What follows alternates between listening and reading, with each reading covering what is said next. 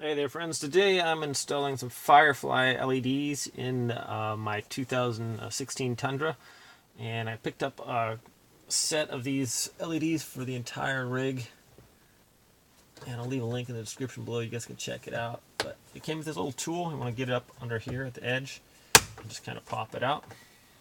Okay, and then you remove this little bulb in here.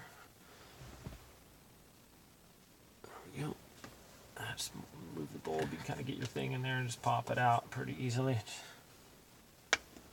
And then get your LED. Now this is the one for your vanity mirror. It looks kind of like a fuse or whatever. Just kind of get it and push it in there and open up your thing. See if it works. It does. Super bright.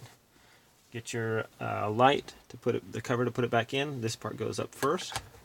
And this snaps back down in place. There you go. And there you have it, my friends. Super bright. I switched to LEDs. Not only are they brighter, but also I've left my doors open before and drained the battery with the regular light bulbs. This isn't going to happen with your LEDs unless you leave them open forever. So thanks for watching this install video. We'll see you guys next time.